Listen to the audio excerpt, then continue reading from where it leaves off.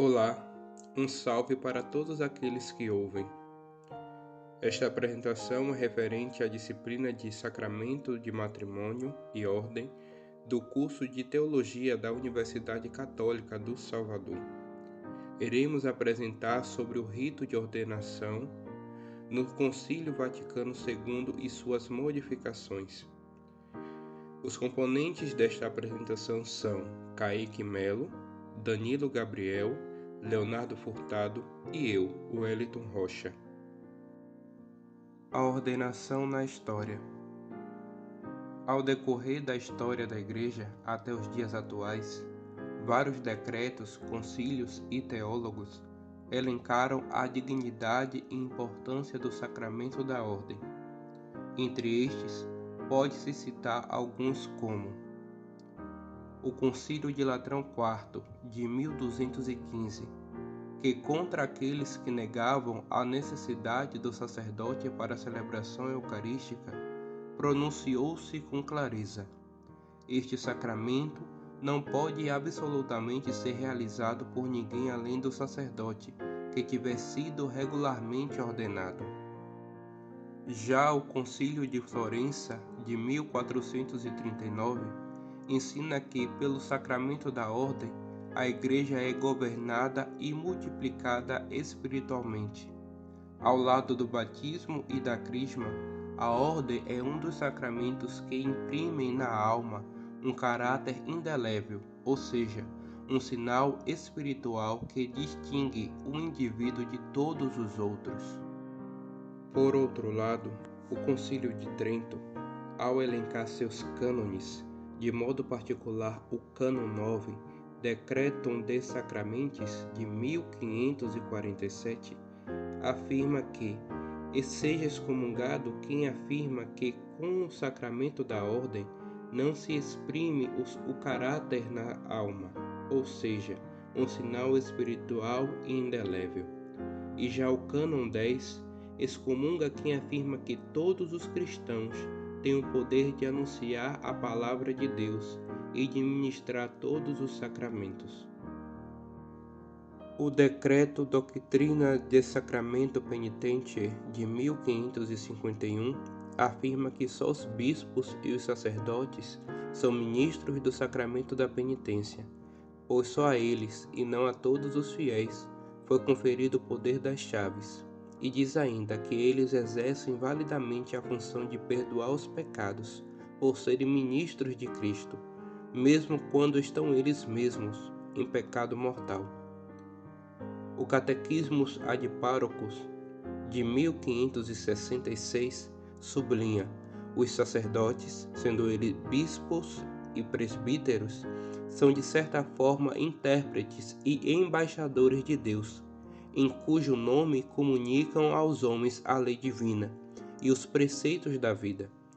Eles representam sua pessoa na terra.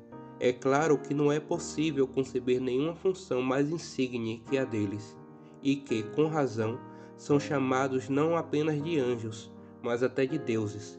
De fato, eles representam entre nós a eficácia e a ação do Deus imortal. Na Constituição Apostólica Sacramentum Ordinis, de 1947, é explicado que a forma do sacramento são as palavras que determinam a aplicação dessa matéria, a imposição das mãos, com as quais, de modo unívoco, são simbolizados os efeitos sacramentais, ou seja, o poder da ordem e a graça do Espírito Santo. E, por fim, o Decreto Presbyterorum Ordinis, de 1965, traz a afirmação: o sacerdócio dos presbíteros, supondo embora os sacramentos da iniciação cristã, é conferido por aquele sacramento peculiar mediante o qual os presbíteros, pela unção do Espírito Santo, são assinalados com um caráter especial e assim configurados com Cristo sacerdote, de forma a poderem agir na pessoa de Cristo, cabeça. A ordenação no hoje. Essas são apenas algumas breves citações diante de um grande depósito que a Igreja possui a respeito da dignidade e necessidade das ordenações. Observa-se ao longo dos anos que o pensamento teológico vai evoluindo e amadurecendo. Contudo, aquilo que é essencial permanece. Assim também se dá com o rito de ordenação. Mudanças foram acontecendo ao longo da história da Igreja. Porém, aquilo que confere a graça do sacramento permanece. Sobre mudanças no rito de ordenação, o pontifical romano sublinha: importa ordenar de tal modo os textos e os ritos que eles exprimem com mais clareza as coisas santas que significam, e, quanto possível, o povo cristão possa facilmente aprender-lhes o sentido e participar neles por meio de uma celebração plena, ativa e comunitária. O mesmo pontifical, ao falar dos 3 graus da ordem, destaca que pela consagração episcopal é conferida a plenitude do sacramento da ordem, a qual a tradição litúrgica e os santos padres chamam sumo sacerdócio e suma do sagrado ministério.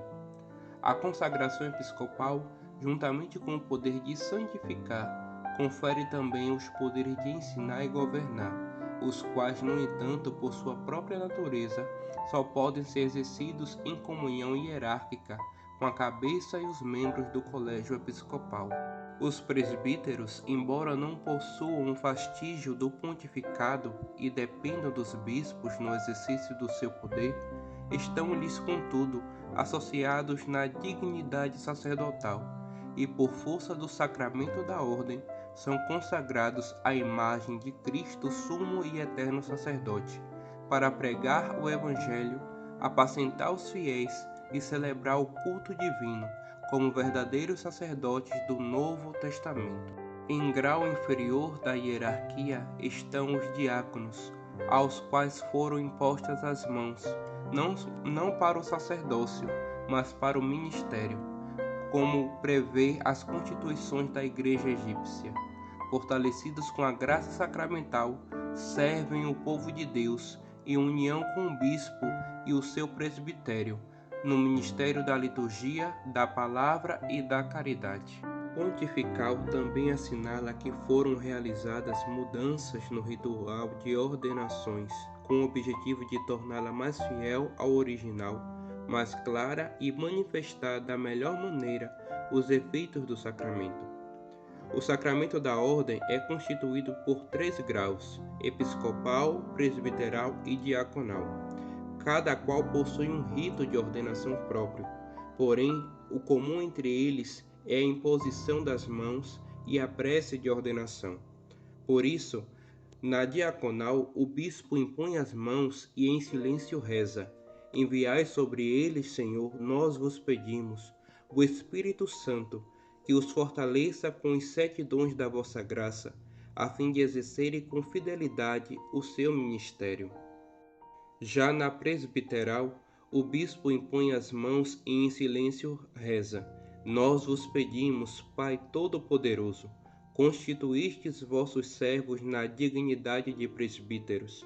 Renovai em seus corações o espírito de santidade. Obtenham, ó Deus, o 2º grau da ordem sacerdotal que de vós procede, e a sua vida seja exemplo para todos. E já na episcopal, os bispos impõem as mãos e rezam em silêncio: enviai agora sobre este eleito a força que de vós procede, o Espírito soberano que destes ao vosso amado Filho Jesus Cristo, e ele transmitiu aos santos apóstolos, que fundaram a Igreja por toda a parte, como vosso templo, para a glória e perene louvor do vosso nome. Todas as 3 ordenações acontecem dentro da Sagrada Liturgia com seus ritos próprios. A mais comum e conhecida é a presbiteral, que é constituída por 6 partes, a saber, eleição do candidato, homilia, propósito do eleito, ladainha, imposição das mãos e prece de ordenação, unção das mãos e entrega da patena e do cálice. O rito em si. Explicando brevemente algumas partes do rito, vemos que o mesmo é dividido em 6 partes, sendo a primeira a eleição do candidato, que é o momento em que o candidato é eleito, passando pela aprovação de seus responsáveis por sua formação e o povo de Deus, e é considerado digno. A homilia, que o bispo brevemente fala ao povo de Deus sobre este momento forte na vida da comunidade, ou seja, a ordenação, bem como sobre o sacramento da ordem sacerdotal, e dirige ao ordenando algumas palavras de animação acerca deste ministério para o qual será ordenado. O propósito do eleito, que após a homilia o eleito em pé responde às seguintes interrogações feitas pelo bispo: sobre apacentar o rebanho como um sacerdote, ministério da palavra e ensino da fé católica, celebrar os ministérios com devoção e fidelidade à tradição, implorar a misericórdia de Deus em favor do povo a ele confiado e unir-se cada vez mais ao Cristo sumo sacerdote. Logo após, segue-se a ladainha, onde o bispo convida o povo a rogar a Deus Pai que derrame com largueza a sua graça sobre este seu servo que ele escolheu para o cargo de presbítero, e é o momento onde o eleito deita-se como sinal de sua total entrega a Deus. Após a ladainha, segue-se com o rito de imposição das mãos e prece de ordenação.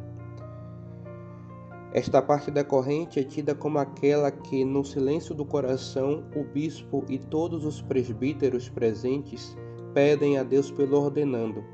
E, se estando de joelhos em silêncio, o bispo impõe-lhe as mãos sobre a sua cabeça, seguida pelos presbíteros. Segue-se então com o rito de unção das mãos e entrega do pão e do vinho. Terminada a prece de ordenação, o eleito, com o auxílio de um ou dos presbíteros, é revestido com a estola sacerdotal e a casula. Em seguida, de joelhos, a palma das mãos do ordenado é ungida pelo bispo com óleo do Santo Crisma. Logo após, o bispo amarra as mãos do ordenado e, onde for de costume, é desamarrada por quem receberá a primeira bênção sacerdotal. Em seguida, os fiéis trazem o pão na patena e o vinho e a água no cálice, para a celebração da missa. O diácono os recebe e entrega ao bispo, que os entrega ao ordenado ajoelhado diante de si, dizendo: recebe a oferenda do povo para apresentá-la a Deus. Toma consciência do que vais fazer e põe em prática o que vais celebrar, conformando tua vida ao mistério da cruz do Senhor. Por fim, segue-se ao término da celebração, o bispo estende suas mãos sobre o ordenado e sobre o povo e os abençoa com a fórmula própria para o rito. As mudanças ocorridas no Vaticano II. O Concílio Vaticano II expressou com muita eloquência a igualdade radical de todos os batizados. A ideia foi valorizar a concepção de povo de Deus. Em contrapartida, a questão da hierarquia não deixou de existir. Na verdade, o conceito de hierarquia à luz do concílio é o de diaconia, ou seja, serviço. Abandonando a linguagem tradicional que se exprimira em termos de dignidade e poder, pela já mencionada terminologia patrística de serviço. Desse modo, foi propiciada uma intensa e renovadora mudança de mentalidade na Igreja, onde atualmente tem sido chamada por Igreja Sinodal. O Concílio Vaticano II, em virtude da ordenação, reafirmou que os ministros da Igreja agem e exercem o sacerdócio em Cristo cabeça. Esta realidade os difere dos leigos no que se refere ao sacerdócio batismal, o qual não é de modo algum em demérito ou grau de inferioridade. Por fim, o episcopado, a partir do Vaticano II, não só ficou responsável pela missão de santificar, mas também de ensinar e reger.